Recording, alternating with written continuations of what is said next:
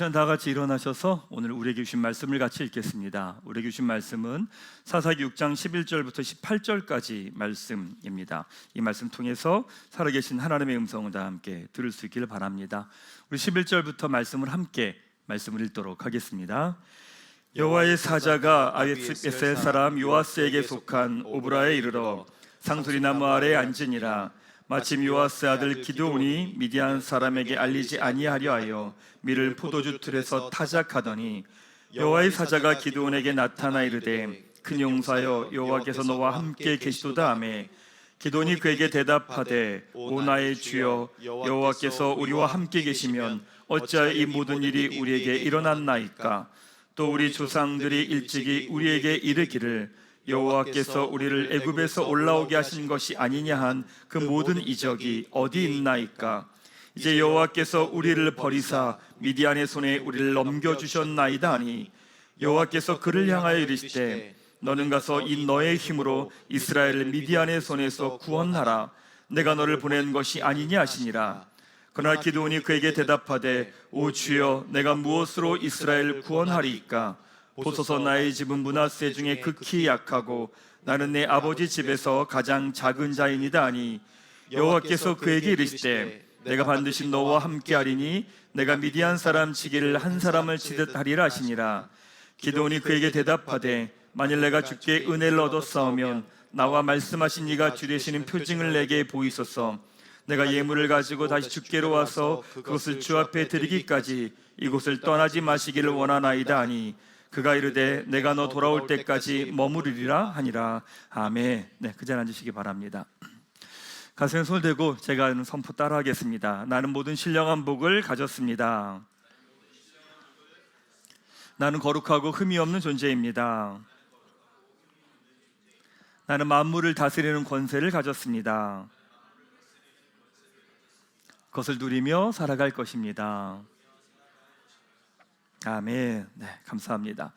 자, 우리가 꿈꾸는 교회는 믿음의 돌파라고 하는 주제를 가지고 나아갑니다. 우리가 이렇게 믿음의 돌파를 할 수 있는 근거는 하나님께서 예수님을 통해 이루신 구원이며 우리 안에 계신 성령님 때문에 그렇습니다.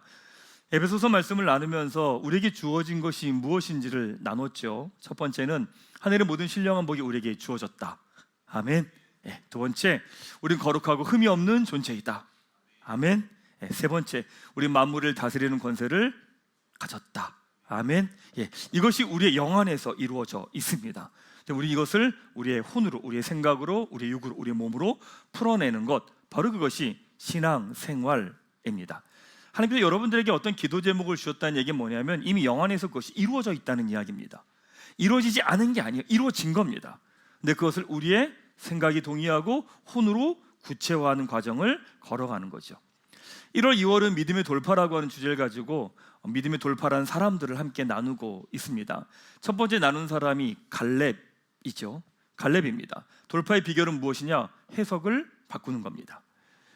자, 나의 눈으로 봤을 때는 거인입니다. 근데 하나님의 약속으로 보니까 그것은 먹이가 되죠. 상황이 달라진 게 아무것도 없습니다. 해석이 바뀌니까 상황이 달라지죠. 그러니까 믿음의 돌파를 할 수 있는 겁니다. 두 번째 나눈 것이 혈루병 걸린 여인인 거죠. 돌파의 비결이 무엇이냐? 상상하는 겁니다. 예수님의 이야기를 계속 들으면 우리 안에 믿음이 일어납니다. 그 믿음을 가지고 상상하다 보면 나의 병이 나을 수 있다는 생각을 하게 되죠. 그러게 그 여인이 예수님께 다가갑니다. 그러게 믿음의 돌파를 할 수 있었던 거죠. 세 번째는 무엇이냐? 세 번째 나눈 것은 다윗입니다. 돌파의 비결은 말로 선포하는 겁니다. 다윗은 그 거대한 2m 92cm의 골리앗 앞에서도 눌리지 않았던 이유는 무엇이냐? 자기에게 주어진 권세를 가지고 이미 살아가고 있었기 때문에 그렇습니다. 동시에 그것을 자기의 입술로 선포한 거죠. 그러기에 믿음의 돌파를 할 수 있었던 겁니다. 이것이 믿음의 돌파의 흐름입니다. 하나님의 약속의 말씀이 주어지면 그 말씀을 가지고 나의 삶을 다르게 해석하고 그 말씀을 가지고 상상을 하고 그 말씀을 가지고 선포하는 겁니다. 그럴 때 믿음의 돌파가 있다는 거죠. 근데 그 모든 거의 시작은 무엇이냐? 하나님의 말씀입니다. 여러분, 하나님의 말씀이 선포될 때 받으십시오. 취하십시오. 아멘. 나의 말씀입니다 라고 그 말씀을 내 것으로 붙드십시오. 그리고 그 말씀을 가지고 해석을 바꿔가는 거예요. 지난주도 말씀드렸지만 우리가 예배를 드리는 이유는요, 내 앞에 있는 상황의 사건을 바꾸는 겁니다. 어떻게? 해석을 바꾸는 겁니다. 돌아보면 우리 인생 가운데 하나님께서 상황을 그렇게 바꾸시는 경우는 그렇게 많이 있지 않습니다. 신앙생활 처음 할 때쯤, 그때는 하나님께서 우리의 상황을 직접 바꾸실 때가 되게 많이 있습니다. 그런데 신앙생활 하다 보면 하나님께서는요, 우리에게 어떤 상황을 바꾸시지 않습니다. 그 하나님을 향한 믿음을 가지고 말씀을 갖고 그 사건을, 상황을 바라보는 해석을 바꾸라고 요청하시죠. 그때 믿음의 돌파가 일어나게 됩니다. 사랑하는 여러분, 하나님의 말씀이 주어질 때 아멘, 맞습니다, 이 내 말씀입니다, 제가 이 말씀으로 살아가겠습니다, 이 고백을 가지고 해석을 바꾸고 상상하며 선포하며 나아가는 것, 그게 바로 신앙생활입니다. 올 한해 우리 교회 가족 모두에게 믿음의 돌파가 있는 한 해가 되시기를 주님의 이름으로 축원합니다. 자, 오늘은 믿음의 돌파를 향해 나아갈 때 장애물들을 좀 나누려고 합니다. 왜 매 순간 나아갈 때마다 우리는 머뭇거리게 되는지, 왜 믿음의 돌파를 하려고 할 때마다 우리는 주저앉게 되는지, 오늘 네 번째로 기도원인데 정체성은 새롭게 하라 라고 하는 제목을 가지고 말씀 같이 나누도록 하겠습니다. 최근에 넷플릭스 드라마 중에 이 사랑도 통역이 되나요? 라고 하는 드라마가 있습니다. 근데 그 드라마는 어찌 보면 그냥 두 사람의 남자 여자의 사랑 이야기처럼 보이지만 드라마를 조금 보다 보면 그것이 자기 정체성에 관계된 이야기다라고 하는 것을 알 수가 있습니다. 여자 주인공이 갑자기 한순간에 세계적인 스타가 됩니다. 너무 유명해지는 거죠. 근데 그 여자 주인공 안에 어떤 두려움이 있냐면 이 사랑이 떠나갈 수도 있고, 그리고 이 사람들이 날 싫어할 수도 있다라고 하는 두려움들이 생기는 거예요. 근데 결정적인 순간마다 자기의 내면의 깊은 자아가 올라와서 이렇게 이야기하는 거예요. 너 사랑 못 받는다니까, 넌 결코 사랑 못 받는다니까, 누구도 너 사랑하지 않는다니까, 이런 이야기를 하는 거예요. 사랑을 하는 사람을 만났음에도 불구하고 그 이야기 때문에 주춤거리고 머뭇거리는 그런 내용이 그 드라마의 내용입니다. 어찌 보면 우리 모습 같지 않습니까? 한 걸음 한 걸음 믿음의 걸음을 걸어가려고 하다 보면 내 안에서 소리가 들립니다. 네가 뭐래, 네가 할 수 있는 게 뭐 있다고, 내가 널 아는데 너 안 돼, 이런 이야기를 들어요. 그러게 주저앉고 머무르고 지금까지 살아온 삶의 모습을 똑같이 살아가는 것, 그게 우리의 모습이기도 합니다. 오늘 본문에 미디안과 전쟁을 앞두고 있는 기드온의 상황과 비슷합니다. 미디안이 7년간 이스라엘을 괴롭히죠. 그때 이스라엘 백성들이 하나님께 기도합니다. 6절 말씀 같이 한번 읽도록 하겠습니다. 이스라엘이 미디안으로 말미암아 궁핍함이 심한지라 이 이스라엘 자손이 여호와께 부르짖었더라. 하나님께서 그 기도를 들으시고 이스라엘을 구원하시기 위해서 기드온을 부르십니다. 14절 말씀 같이 한번 읽도록 하겠습니다. 여호와께서 그를 향하여 이르시되 너는 가서 이 너의 힘으로 이스라엘 미디안의 손에서 구원하라. 내가 너를 보낸 것이 아니냐 하시니라. 그 하나님의 부르심에 기드온이 어떻게 대답하느냐, 15절 말씀도 한번 같이 읽도록 하겠습니다. 그러나 기드온이 그에게 대답하되 오 주여, 내가 무엇으로 이스라엘을 구원하리이까? 보소서, 나의 집은 므낫세 중에 극히 약하고 나는 내 아버지 집에서 가장 작은 자니이다 하니. 하나님 부르실 때 네 주님 여기 있습니다, 제가 있습니다, 제가 해보겠습니다, 나가겠습니다, 이렇게 말하면 좋잖아요. 근데 하나님 그렇게 말씀하시는데 머뭇거리는 거죠. 주춤거리는 거예요. 그 내 내면에서 어떤 소리가 들리느냐, 이런 소리가 들리는 거예요. 너 할 수 있는 거 없잖아, 너의 집안 가장 약하잖아, 그리고 너는 니네 집안에서 막내잖아, 네가 할 수 있는 게 뭐 있어? 라고 하는 소리가 우리 안에서 들리는 거죠. 우리에게 한 걸음 나아갈 때 왜 이렇게 우리는 어렵고 힘들고 버거울까? 이쪽으로 가야 되는 거 알고 이 길을 걸어가야 되는 거 알면도 불구하고 왜 우리는 그 순간순간마다 주저앉고 머물러 있게 될까? 여러 가지 이유가 있지만 근본적으로 무엇이냐? 우리 안에 있는 나의 내면에서 들리는 소리 때문에 그렇습니다. 더 구체적으로 말하면 지금까지 살면서 만들어진 부정적인 정체성 때문에 그렇습니다. 그러니까 나의 정체성에서, 부정적인 정체성에서 나오는 소리들, 그 소리가 우리를 주저앉고 무너지고 나를 비웃죠. 한 걸음 나아갈 때마다 내 안에 소리가 들립니다. 안 돼, 할 수 없어, 네가 그렇지 뭐. 그 이야기를 듣고 우린 그 안에 주저앉아 버립니다. 오늘 본문에서 미디안과 전쟁을 앞둔 기드온은 이 문제를 어떻게 풀어갔을까? 이 정체성의 문제를 어떻게 해결할 수 있었을까? 어떻게 이 믿음의 돌파를 할 수 있었을까? 오늘 두 가지 메시지를 여러분하고 함께 나누도록 하겠습니다. 오늘 주신 첫 번째 메시지는요, 가장 약하고 가장 작은 자에게서 나온 것은 이제 버리십시오. 가장 약하고 가장 작은 자에게서 나온 건 이제 버리십시오. 하나님 이스라엘 백성의 탄식을 듣고 기드온을 부르십니다. 근데 기드온을 부를 때 기드온이 뭘 하고 있었느냐? 11절 말씀 같이 한번 읽도록 하겠습니다. 여호와의 사자가 아비에셀 사람 요아스에게 속한 오브라에 이르러 상수리 나무 아래에 앉으니라. 마침 요아스의 아들 기드온이 미디안 사람에게 알리지 아니하려 밀을 포도주 틀에서 타작하더니 라고 말합니다. 하나님이 기드온을 부르실 때 기드온이 뭘 하고 있었느냐? 포도주 틀에서 밀을 타작하고 있었다라고 이야기합니다. 밀은요, 타작할 때 결을 날려 보내야 되기 때문에 바람이 잘 부는 언덕, 보통 언덕이나 높은 곳에서 타작을 합니다. 근데 포도주는 즙을 받아내야 되기 때문에 땅에 굴을 파고 그 아래서 타작을 합니다. 그런데 기드온이 밀을 포도주 틀에서 타작하고 있었다는 이야기는 무슨 말이냐면, 미디안이 무서워서 숨어서 모든 먼지를 다 뒤집어 쓰면서 구덩이에서 밀을 타작하고 있었다는 이야기인 거예요. 어떤 걸 보여주는 거냐면, 이 기드온이 얼마나 겁이 많은 사람인지, 얼마나 불안함이 많은 사람인지, 또 얼마나 이기적인 사람인지를 보여주는 거죠.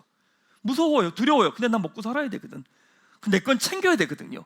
그러니까 그 먼지를 뒤집어 쓰면서 밀을 타작하고 있는 모습, 그게 바로 기드온인 거죠. 그게 겁 많고 두려움 많고 불안함 많은 기드온에게 하나님 뭐라고 말씀하시느냐? 12절 말씀 같이 한번 읽도록 하겠습니다. 큰 용사여, 여호와께서 너와 함께 계시도다.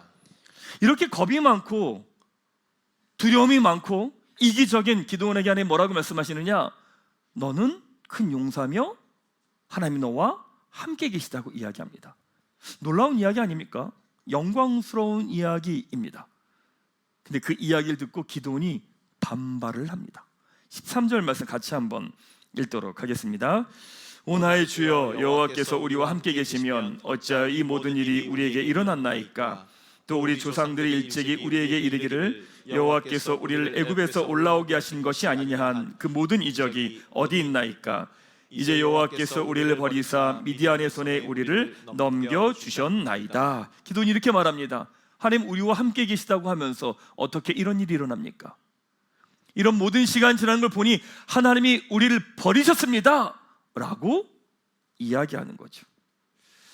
살펴보면 하나님의 이야기에 기드온은 다른 이야기를 하고 있습니다. 하나님 뭐라고 말씀하시느냐? 너는 큰 용사다, 내가 너와 함께한다, 이렇게 이야기하세요. 근데 기드온은 뭐라고 말하느냐? 이렇게 말합니다. 아니 어떻게 이런 일이 일어납니까? 아니 어떻게 이런 일이 있을 수 있습니까? 주변을 이야기하고 주변을 탓하고 심지어 하나님을 탓합니다. 근데 우리도 이럴 때가 너무 많이 있습니다. 하나님은 우리 이야기를 해서 나의 이야기를 하세요. 너는 큰 용사다, 내가 너와 함께 하겠다, 이렇게 이야기합니다. 근데 우리는 어떻게 반응하는 줄 아세요? 다른 이야기를 해요. 계속 사람들 가끔 이야기할 때 보면 그런 때가 있습니다. 그 사람에 대한 이야기를 하는데 그 사람은 자기 이야기를 하는 게 아니라 주변의 이야기를 해요. 한참 이야기 듣다가 아니 그 얘기가 아니라 당신 생각이 어떠냐고요? 라고 묻는데 자기 이야기는 하지 않고 계속 주변의 이야기들을 하는 거예요. 도대체 기도는 왜 그럴까? 하나님 기드온에게 너는 큰 용사다, 내가 너와 함께 있다라고 말씀하시는데 딴 이야기를 하는 거예요. 도대체 왜 이러는 걸까? 이 기드온은 하나님이요 한 걸음 더 깊이 들어가서 기드온에게 이렇게 말씀하십니다. 14절 말씀 같이 한번 읽겠습니다. 너는 가서 이 너의 힘으로 이스라엘을 미디안의 손에서 구원하라, 내가 너를 보낸 것이 아니냐라고 말합니다. 내가 너를 보냈다, 그러니까 너는 이제 네가 가서 구원해라 라고 말합니다. 그때 기드온의 밑바닥이 드러납니다. 기드온이 이렇게 말하지요. 15절 같이 한번 읽겠습니다. 그러나 기드온이 그에게 대답하되 오 주여, 내가 무엇으로 이스라엘을 구원하리이까? 보소서, 나의 집은 므낫세 중에 극히 약하고 나는 내 아버지 집에서 가장 작은 자이니다 하니. 기드온이 이렇게 말하는 거, 난 할 수 없습니다. 난 안 됩니다. 그 이유가 뭐냐? 우리 집안이 가장 작은 집안입니다. 우리 집안 중에서 내가 막내입니다 라고 이야기하는 거예요. 하나님께의 말씀 앞에 기드온이 이렇게 반응하는 이유가 무엇이냐? 기드온이 갖고 있던 자기 안에 있는 부정적인 자기 정체성, 바로 여기에서 모든 것이 나오는 거죠. 하나님이 우리를 종종 이렇게 막다른 곳으로 몰고 갈 때가 있습니다. 막다른 곳으로 몰고 가십니다. 막다른 곳으로 몰고 갔을 때 비로소 그때 드러나는 게 뭐냐? 내 진짜 모습이 드러납니다. 평상시는요 포장이 가능합니다. 나이스한 척 할 수 있고요, 괜찮은 척 할 수 있고요, 다른 사람에게 믿음도 좋은 척 다 할 수 있습니다. 근데 하나님은 어떠냐면 우리를요 벼랑 끝으로 몰고 가십니다. 그때 비로소 내 진짜 모습이 드러나는 거죠. 기드온에게 있던 그렇게 부정적인 자기 정체성에서 나오는 모습이 세 가지 정도가 있습니다. 첫 번째는 무엇이냐면 자기만 생각합니다. 11절에 보면 불안함과 두려움 가운데서도 자기는 먹고 살아야 되니까 자기 걸 챙기는 자기만 생각합니다. 그러니까 나는 약하고 힘이 없는 존재니까 내 거는 내가 챙겨야 되는 거죠. 자기만 생각하는 모습이 나옵니다. 두 번째, 어떤 모습이 나타나느냐? 자기를 피해자로 생각합니다. 13절에 보면 어찌하여 이런 일이 일어납니까? 라고 말해요. 자기는 약하고 힘이 없는 존재이기 때문에 이런 모든 일 가운데 나는 늘 피해를 보고 있어요 라고 모든 사건을 해석해버리는 겁니다. 세 번째 뭐냐? 15절에 보면 자신은 할 수 없다고 말합니다. 우리 집안은 약하고 나는 막내이기 때문에 내가 할 수 있는 게 아무것도 없습니다 라고 이야기하는 거죠. 여러분, 우리가 믿음의 돌파를 하려고 할 때마다, 믿음의 돌파를 할 때마다 장벽은 외부에 있지 않습니다. 내 안에 있습니다. 내 안에 있는 부정적인 자기 정체성에 있습니다. 아무리 구원을 말하고 성령의 일하심을 말하고 성령의 역사를 말해도 우리 뭐라고 말하냐면 안 된대요, 못한대요, 할 수 없대요. 여러분, 그건 여러분의 기질과 성향이 아니에요. 그건 기질과 성향이 아니라 하나님의 구원의 역사를 여러분들이 거절하고 거부하고 부인한 거예요. 하나님은 우리에게 하늘의 모든 신령한 복을 다 줬다라고 말씀하시는데 나는 뭐라고 말하면 난 못한대요, 할 수 없대요, 안 된다고 이야기하는 거죠. 그럼 어떤 분들은 자신 스스로가 가장 약하고 가장 부족한 자라고 하는 걸 모르는 분들도 있습니다. 왜? 난 능력 있는 것 같아 보이거든요. 나 뭔가 할 수 있는 것 같아 보이거든요. 근데 그분 안에 이런 게 있죠. 어떤 모습도 있느냐? 자기만 생각해요. 이기적인 모습이 있어요. 그리고 어떤 일이 있을 때마다 자기는 늘 손해본다고 생각을 해요. 어떤 이야기 있을 때마다 늘 나는 못한다고 이야기를 해요. 그건 그 사람, 그분 안에 있는 부정적인 자기 정체성에서 나온 모습들이라고 하는 거죠. 사랑하는 여러분 안에서 가장 작고 가장 연약한 그 부정적인 정체성에서 나오는 생각들은 여러분 어떤 것들이 있으십니까? 믿음의 돌파를 하려고 할 때마다 여러분 머뭇거리게 하는 그런 생각은 어떤 겁니까?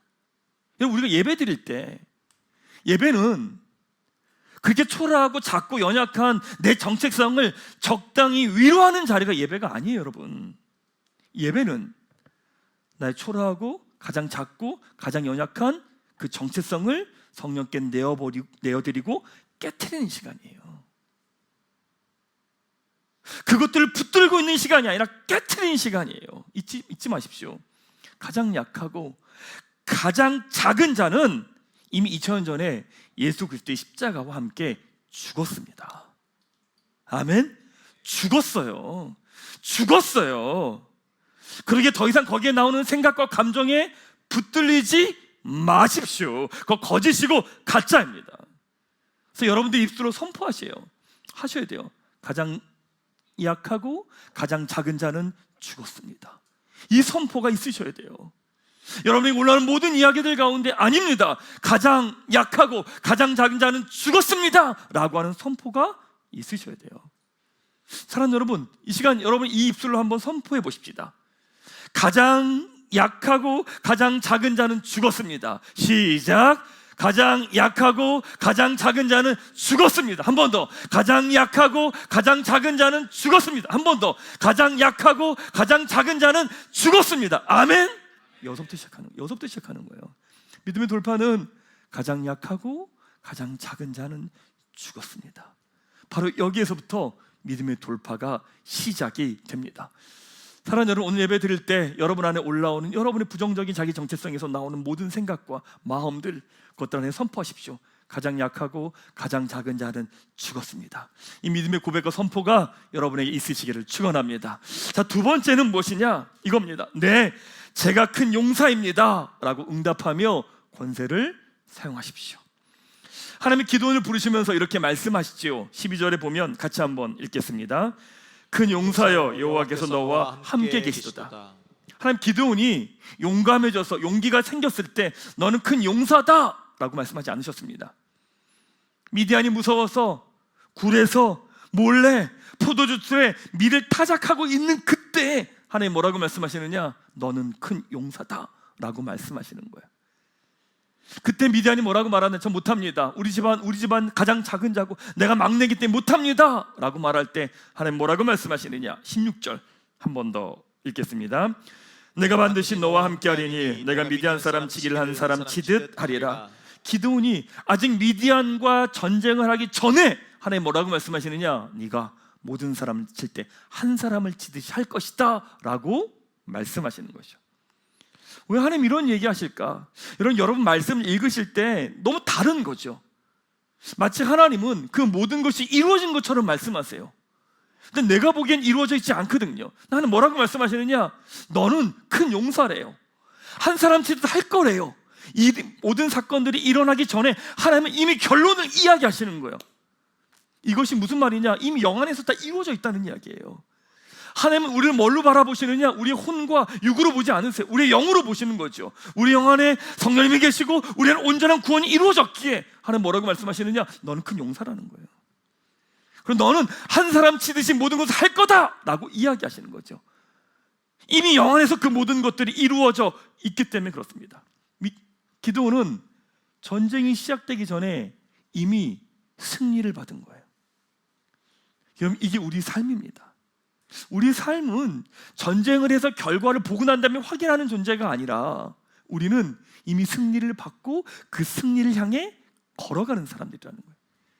하나님께서 그렇게 하셨죠. 이제 우리가 할 일은 뭐냐? 마음을 새롭게 하는 겁니다. 해석을 바꿔가는 거예요. 여러분 아실 겁니다. 해석을 바꿉니다. 아, 이게 아니구나. 하나님이 기회를 주신 거구나. 이게 막힌 게 아닌 거구나. 하나님이 나에게 더 기도의 자리를 이끄신 거구나. 이렇게 해석을 바꿔줘요. 해석은 바꿔져요. 근데 그 다음이 나가기가 어려운 거죠. 왜 어렵냐면 그 중간에 장애가 나의 감정이기 때문에 그렇습니다. 해석이 바뀌지만 그 향해 나아가려고 할 때 못 나아가는 이유는 뭐냐면 감정이 그것들을 묶어버리기 때문에 그래요. 근데 감정을 돌파하는 게 뭔지 아십니까? 지난주에 나눈 선포입니다. 해석이 바뀌었어요. 근데 움직이질 않아요. 감정 때문에 그런 거예요. 그때 이 감정을 넘어가는 것이 무엇이냐면 선포예요. 나의 입술로 선포하는 겁니다. 하나님이 큰 용사이다 라고 말할 때 네 주님 제가 큰 용사입니다 선포할 때 그 자리를 넘어갈 수 있다는 거죠. 사랑하는 여러분, 하나님 말씀하시죠. 큰 용사여 여호와께서 너와 함께 계시도다. 그럼 여러분들이 해야 될 응답이 뭐예요? 네, 제가 큰 용사입니다 이거예요. 큰 용사여 여호와께서 너와 함께 계시도다. 에이, 거짓말인 것 같은데, 안 계신 것 같은데, 에이, 이거네. 이게 아니라 큰 용사여 여호와께서 너와 함께 계시도다. 네 주님 제가 큰 용사입니다. 이 응답인 거예요. 제가 하나의 말씀 여러분에게 선포할게요. 큰 용사여 여호와께서 너와 함께 계시다. 그럼 여러분들이 어떻게 답하는 거예요? 네 제가 큰 용사입니다 이렇게 답하는 거예요. 하나님 말씀하시죠. 큰 용사여 여호와께서 너와 함께 계시도다. 네 제가 큰 용사입니다. 한 번 더 하십시다. 큰 용사여 여호와께서 너와 함께 계시도다. 네 제가 큰 용사입니다. 그렇죠. 믿음의 돌파는요 하나의 말씀을 육으로 받아들여 혼으로 받습니다. 그 다음에 육으로 살아내는 겁니다. 근데 하나님과 기드온의 대화를 보면 되게 재미있습니다. 기드온은 하나님께 뭐라고 말하느냐? 계속 하울을 이야기합니다. 어떡합니까? 아니 어떻게 이런 일이 일어납니까? 라고 묻고요.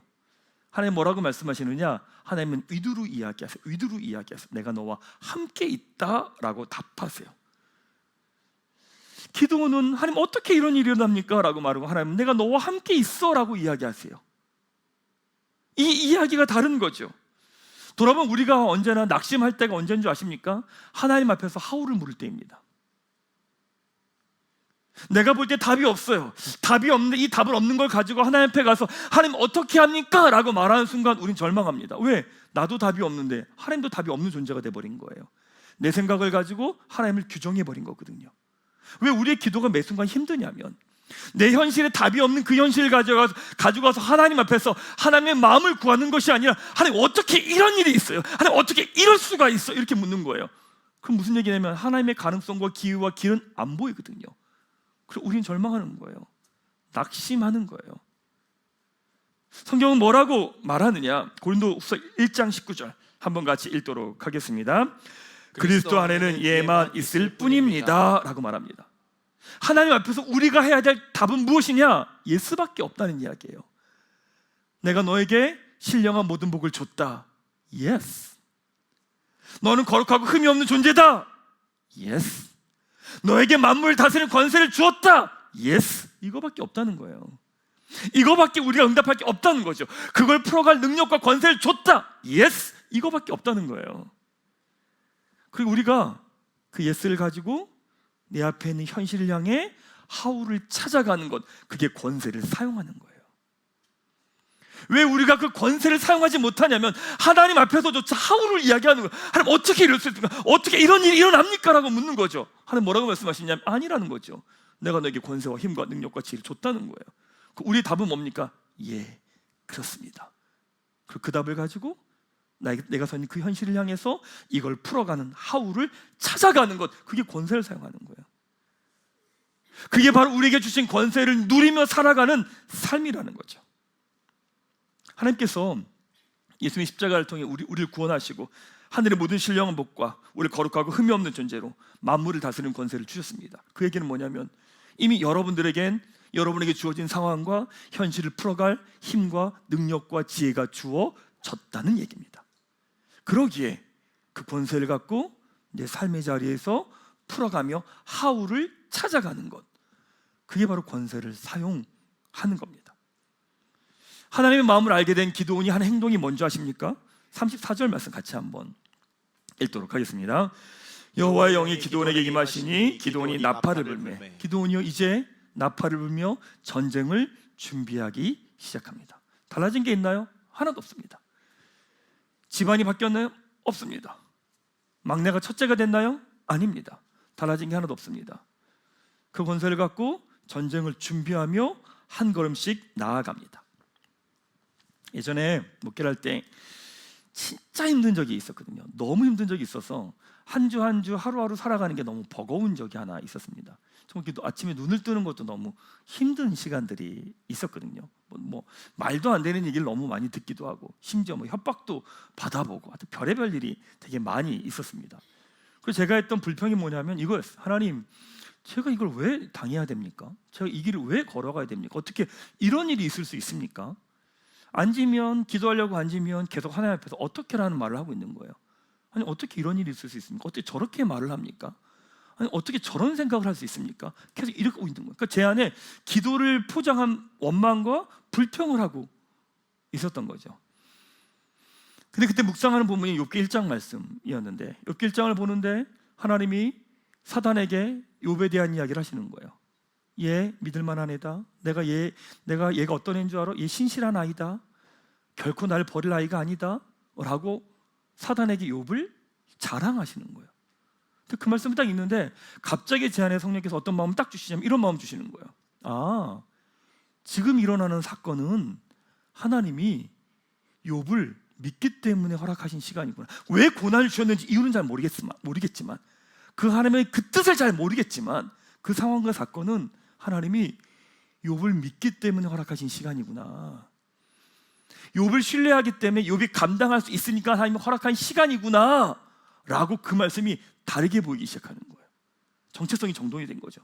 하나님이 모든 것들을 풀어갈 수 있는 힘과 능력과 지혜를 주셨 시간이구나. 그러니까 욥에게 허락하신 시간이구나 라고 하니까 나에게 주어진 사건을 바라보는 해석이 확 바뀌어버리는 거예요. 아, 그럼 나한테 주어진 거는 내가 풀어갈 수 있으니까 주신 거구나.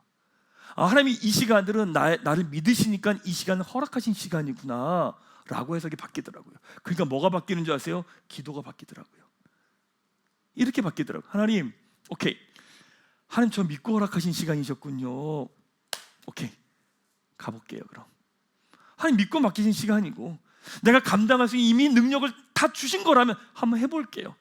피하지 않을게요. 하나님, 걸어가 볼게요 라고 하면서 걸어갔던 시간들이 있습니다. 사랑하는 여러분, 이제 하나님 앞에서 하오라고 묻지 마세요. 우리가 하나님 앞에서 해야 될 일은 뭐냐? 예스밖에 없습니다. 하나님이 성경에 사신 모든 이야기들의 정체성들, 우리가 어떤 존재인지 이야기하는 모든 이야기들 앞에서 우리의 응답은 하나밖에 없어요. 예스밖에 없어요. 예스밖에 없어요.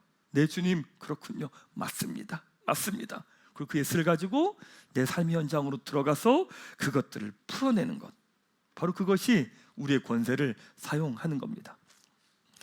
사랑하는 여러분 앞에 거대한 미디안이 있습니까? 도저히 이길 수 없을 것 같은 미디안이 있습니까? 그 미디안만 생각하면 불안하고 두렵고 염려가 되고 걱정이 되십니까? 하나님 앞에서 먼저 예스라고 응답하십시오. 하나님께서 여러분에게 말씀하시는 그 음성을 들으시고 너는 큰 용사라, 예스. 그리고 내 앞에 있는 미디안을 향해서 어떻게 나아가야 될지 하울을 찾아가십시오. 이미 여러분에게 풀어갈 하늘의 능력과 지식이 주어져 있습니다. 또한 한 걸음 한 걸음 걸어갈 때마다 성령께서 지혜를 주실 겁니다. 너는 큰 용사라, 내 주님, 제가 큰 용사입니다. 오늘 이 믿음의 고백과 결단과 선포가 여러분에게 있으시기를 축원합니다. 말씀 마무리하겠습니다.